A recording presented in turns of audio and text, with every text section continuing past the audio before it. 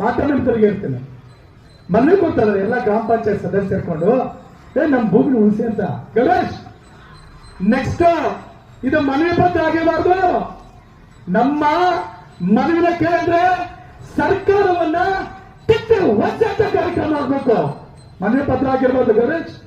ಇದೇನಾದ್ರೂ ನೀವು ಗಮನಿಸ್ತಾವಂದ್ರೆ ಕನಿಷ್ಠ ಇಡೀ ಆನಕ ತಾಲೂಕಲ್ಲಿ 1000ದಿಂದ 1000 ಜನ ಗೆದ್ದಿರ್ತಕ್ಕಂಥ ಪಂಚಾಯತ್ ಮೆಂಬರ್ಗಳಿದ್ದಾರೆ.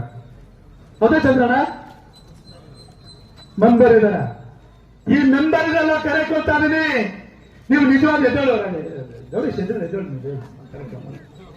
ನೀವು ನಿಜವಾದ ಜನಪ್ರತಿನಿಧಿಗಳು, ಅದು ಗ್ರಾಮ ಪಂಚಾಯತಿ ಸದಸ್ಯರಾಗಿರ್ಬೋದು, ಪುರಸಭಾ ಸದಸ್ಯರಾಗಿರ್ಬೋದು, ನೀವೆಲ್ರಿಗೂ ಕೂಡ ಏನಾದ್ರೂ ಜನಗಳ ಮೇಲೆ ಪ್ರೀತಿ ಇದ್ರೆ, ಜನಗಳ ಮೇಲೆ ಬದ್ಧತೆ ಇದ್ರೆ, ರೈತರ ಬಗ್ಗೆ ಕಾಳಜಿ ಇದ್ರೆ ಇದು ಮನವಿ ಪತ್ರ ಆಗಲ್ಲ.